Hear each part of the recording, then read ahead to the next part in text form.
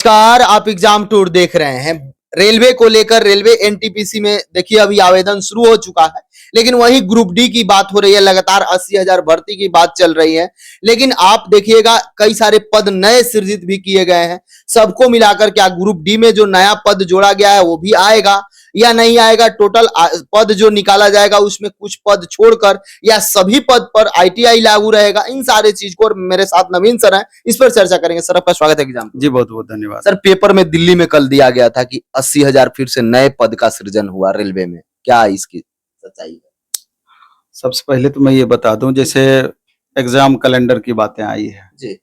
Exam calendar के according vacancy अभी आ रही है और एग्जाम कैलेंडर को लेकर के छात्रों के मन में अभी भी संशय की स्थिति बनी हुई है कि 5 साल के बाद आप वैकेंसी दे रहे हैं और एग्जाम कैलेंडर के नाम पर इतनी कम वैकेंसी कर दिए कि प्रत्येक साल हम वैकेंसी देंगे, जबकि आपके एग्जाम कैलेंडर के अकॉर्डिंग पूरा आपका फेल कर रहा है। अब तक एएलपी का एग्जाम हो जाना चाहिए था, एग्जाम कैलेंडर आपका एक तरीके से फेल हो रहा है। सवाल ये उठता है कि जब तक ये पूरा जो अभी कैलेंडर के अकॉर्डिंग जो वैकेंसी आई है इसका एग्जाम हो नहीं जाता, ज्वाइनिंग इन बच्चों को करा नहीं दिया जाता, दोबारा वैकेंसी आ नहीं जाती है, तब तक कंफर्म बताना मुश्किल है कि आगे चल करके क्या होगा नहीं होगा। और इसमें नई नई बातें अभी आप देख रहे हैं, 80,000 नए पद सृजित किए जाएंगे या नई वैकेंसी की बातें कही गई है। तो जब तक आ नहीं जाती है तब तक हमको पूरी तरीके से भरोसा नहीं है रेलवे पे, क्योंकि आप देखते हैं कि इतने दिन के बाद वैकेंसी आई। हमेशा रेल मंत्री ये बोलते रहे कि रेलवे का वैकेंसी एक सतत प्रक्रिया है, एक सतत प्रक्रिया है और उसके तहत वो सारा डेटा को मिसमैच करते रहे। इसलिए करके इसको आप सेकेंडरी रहने दीजिए। जब 80,000 आ जाएगी तो हम समझेंगे कि 80,000 आ गई। अभी इस पर चर्चा भी मेरे ख्याल से उचित नहीं है, बीच बीच में इस तरह से टॉनिक आते रहता है। लेकिन सर ये जो चल रहा है कि पूरे पद पर लागू हो जाएगा, जितना 17 प्रकार की जो वैकेंसी निकाली जाती है, 17 तरह के जो पद होते हैं ग्रुप डी में, क्या सभी पर लागू रहेंगे या कुछ विद्यार्थी के लिए पद बचे रहेंगे? नहीं नहीं, ग्रुप डी का जैसे 2019 में टोटल 17 तरह का पोस्ट था। सबका मेडिकल स्टैंडर्ड अलग था, सबका डिपार्टमेंट अलग था। तो पहले से ही ये लगातार बताया जा रहा था कि आगामी ग्रुप डी की वैकेंसी में, मतलब अब जो आने वाली है उसमें आईटीआई इंप्लीमेंट कर दिया जाएगा। पिछली बार ही आईटीआई लागू कर दी गई थी, लेकिन बाद में चूंकि अचानक किया गया था, छात्रों के विरोध के बाद उसको हटा दिया गया। लेकिन नेक्स्ट बार के लिए नोटिस उसी समय लगा दिया गया और बीच बीच में नोटिस दे दे करके ये कंफर्म लगातार किया गया कि यानी अलर्ट मोड में डाला गया कि आगे आपका ग्रुप डी में आईटीआई लागू होगा। इस बात के लिए बच्चे माइंड मेकअप कर लें। जस्ट यही बातें हुई। अभी आपका परसों जो नोटिस आया है रेलवे का, उसमें स्पष्टतया इस बात को प्रमाणित किया गया है कि आईटीआई लागू होगा। लेकिन चूंकि 17 तरह का पोस्ट है, अब कुछ इसमें ट्रैफिक का पोस्ट है, कुछ इलेक्ट्रिकल का है, कुछ मैकेनिकल का है, कुछ इंजीनियरिंग का है, कुछ स्टोर्स का है, कुछ मेडिकल का है, अलग अलग डिपार्टमेंट है, उसके अंतर्गत अलग अलग पोस्ट है। तो लगभग पोस्ट में आईटीआई रहेगी। एक दो पोस्ट जो हमको लगता है जैसे स्टोर के अंतर्गत है और मेडिकल के अंतर्गत आपका हॉस्पिटल असिस्टेंट का पोस्ट है। तो दो ऐसा पोस्ट, असिस्टेंट डिपो और हॉस्पिटल असिस्टेंट, में भी कि यहाँ पर आईटीआई आपको देखने को ना मिले, क्योंकि दोनों का मेडिकल स्टैंडर्ड आप देख रहे हैं कि दोनों का मेडिकल स्टैंडर्ड C1 है। C1 मतलब कि नॉर्मल आंख वाले छात्र जो कि चश्मा विद ग्लास या without glass C1 medical standard है, तो वो भी फॉर्म भर सकते हैं। तो जनरली क्या होता है कि जो नॉर्मल पोस्ट हैं वहां पर भीड़ भी अधिक रहती है। अब इलेक्ट्रिकल का निकलेगा आईटीआई में जो पोस्ट, मैक्सिमम इलेक्ट्रिकल वाले भरेंगे ही, मैकेनिकल वाले भरेंगे ही, इंजीनियरिंग वाले भरेंगे ही, तो सबका अलग अलग है। लेकिन उसमें दो पोस्ट जो रहेगा तो स्वाभाविक रूप से दबाव उस पोस्ट पर अधिक रहेगा, क्योंकि मैक्सिमम नॉन टेक बच्चे उस पोस्ट को फिर टारगेट करेंगे। तो कारण यही है। अब डिप्लोमा वाले को भी अलाउ नहीं किया इसमें कर रही है, बीटेक वाले को भी अलाउ नहीं कर रही है। अब डिप्लोमा और बीटेक वाले छात्रों को लगता है कि हम लोगों के साथ अन्याय हो रहा है, जबकि अब रेलवे का क्या सोच है, मे भी कि अपर हायर लेवल की डिग्री को नहीं लेना चाहते हैं कि कार्य क्षमता प्रभावित होगा कितनी बड़ी डिग्री लेके इतना छोटा पोस्ट में। लेकिन मैक्स का अलग रहता है, लेकिन मैक्सिमम चूंकि ओपन रहता है यहाँ, उससे मतलब नहीं रह जाती है। अब नॉन टेक पोस्ट ही है, पीएचडी वाले भी भरते हैं, ग्रेजुएशन पीजी वाले भी भरते हैं। लेकिन यहाँ पर जो विभाग के द्वारा निर्णय लिया गया, तो हमको लगता है कि आगामी वैकेंसी में उसका प्रभाव पूरी तरीके से देखने को मिलेगा। एक बड़ा सा प्रश्न ये है कि आखिर ग्रुप डी की वैकेंसी कितनी आ सकती है, एक बड़ी संख्या को लेकर के। तो हमको लगता है कि ये निश्चित करना, हम हो या दूसरे कोई हो, अभी मुश्किल होगा कि कितनी संख्या में ये वैकेंसी आ सकती है। दावे अलग अलग जगहों से, कभी कोई 30,000 की बात करते हैं, कोई 50,000 की बात करते हैं, कोई लाख की भी बातें कर देते हैं। लेकिन मेरा जो एक अनुमानित है, चूंकि एग्जाम कैलेंडर वाली बातें चल रही है, प्रत्येक साल वैकेंसी देने वाली बातें चल रही है, और प्रत्येक साल वैकेंसी को की बातें करके इतनी कम वैकेंसी देने की बातें देखी गई है। तो यहाँ पर हमको लगता है कि ग्रुप डी का ज्यादा से ज्यादा 30,000 से 35,000 वैकेंसी अगर आ जाए तो मेरे ख्याल से बहुत हो जाएगा, या मैक्सिमम 40,000। इससे, क्योंकि प्रत्येक साल वैकेंसी की बातें कर रही है, तो इससे ज्यादा हमको उम्मीद नहीं है। बाकी आ जाए तो उससे बेहतर और क्या होगा। सर, एक विद्यार्थी अभी आवेदन जो कर रहे हैं, इसमें सबसे बड़ा कंफ्यूजन है, किसी का टोटल जैसे 2 साल का कोर्स है, फिर भी दोनों साल लड़ गया है, किसी का इंटर और आईटीआई लड़ा है, किसी का ग्रेजुएशन आईटीआई टकरा गया है, किसी का लास्ट ईयर टकराया है। क्या उस क्राइटेरिया है, क्या क्या है, थोड़ा सा इसको क्लियर करें। नहीं, सबसे पहले तो मैं ये बात कहना चाहूंगा कि ठीक है, आप आईटीआई कर लिए ग्रेजुएशन के साथ में, +2 के साथ में भी कर लिए होंगे।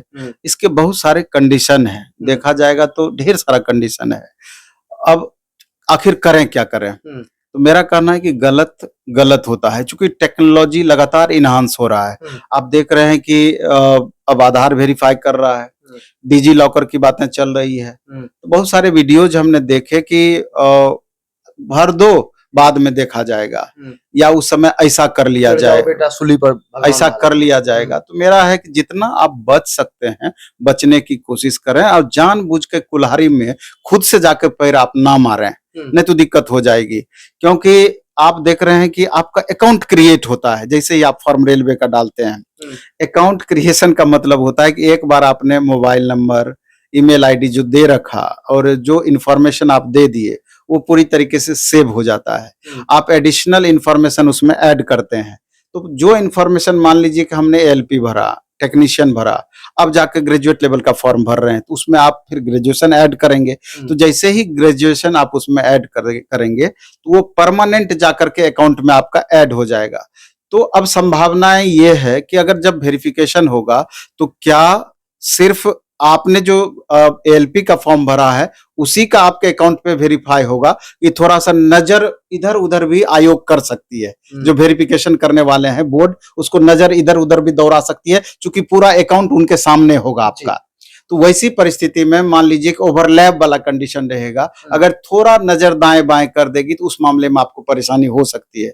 और कहीं ना कहीं तलवार हमेशा आपके सर पे लटकता हुआ रहेगा, कभी भी दिक्कत आपके साथ हो सकती है। इसे लेकर बहुत सारे छात्र ये भी बोलते हैं कि सर, हमने तो आरपीएफ का डाल दिया है, अब हम क्या करेंगे? तो जो गलती आपने कर दिया, अब आगे चल करके जानबूझ के गलती नहीं करना है। अगर आरपीएफ अगर आपके टकरा रहा है आपस में, आरपीएफ का भर दिया, तो उसके एग्जाम में आप शामिल ना हो। क्योंकि जब एक बार फाइनल आपका हो जाएगा, मान लीजिए एलपी में, दोबारा आपका ग्रेजुएट लेवल में फाइनल हो जाएगा, उस समय बहुत ही डीप वेरिफिकेशन होगा। तब जाके आपका परेशानी 110% होना जायज है। प्राण नंबर बन जाएगा, बहुत सारी बातें हैं। और ऐसे भी name, date of birth, father's name जैसे ही डालेगा, आपका पूरा जन्म कुंडली, चाहे किसी भी बोर्ड में आप भरे हो, एक जगह लाके खड़ा कर देगी। अब ओवरलैप किसको हम मानेंगे, ओवरलैप किसको नहीं मानेंगे? इसमें कई सारे कंडीशन है। एक तो होता है कि हम ग्रेजुएशन कर रहे हैं, उसी पीरियड में आईटीआई कर लिए, तो ये तो 100% ओवरलैप हुआ। एक होता है कि जिस समय हम आईटीआई किए उसी समय +2 भी कर लिए, ये भी 100% आईटीआई हुआ। एक होता है कि नहीं, हमने ग्रेजुएशन का जब एग्जाम दिया, रिजल्ट मेरा नहीं आया था, लेकिन उसके बाद हमने एडमिशन लिया, एग्जाम देने के बाद। तो चूंकि 10th के बाद आपका आईटीआई होता है, ग्रेजुएशन के बाद आपका आईटीआई नहीं होता है, इसलिए ग्रेजुएशन का एग्जाम देकर आईटीआई में अगर आप एडमिशन ले लिए हैं, बहुत बाद में आपका रिजल्ट आया है, तो वो भी आपका ओवरलैप नहीं हुआ। क्योंकि एक एग्जाम देने के बाद रिजल्ट कभी भी निकले, तभी आप दूसरे में एडमिशन लिए हैं। और 1 महीने के लिए भी अगर इस कंडीशन में आपका फंस गया, 1 दिन का भी ओवरलैप होगा, इस बात को आपको गांठ बांधना है। कोई बच्चे डिप्लोमा करते हैं, उसी टाइम में आईटीआई भी कर लिए, बहुत सारे ऐसे छात्र हैं, वो आपका ओवरलैप हो गया। और आपको इवनिंग कॉलेज से किए और डे शिफ्ट में जाकर के आपने दूसरा डिग्री लिया तो वो आपका ओवरलैप नहीं माना जाएगा, इस बात को समझना है। इवनिंग कॉलेज से किए लेकिन उसका डिस्टेंस 40-50 किलोमीटर के रेंज में होना चाहिए। ये नहीं कि एक यूपी में जाकर के इवनिंग कॉलेज से किए या बिहार से जाकर के दूसरा कोर्स किए रेगुलर में, तो वो आपको उस समय आपसे सवाल कर सकती है ये दोनों आप कैसे कर लिए। तो इन बातों से भी बचना है।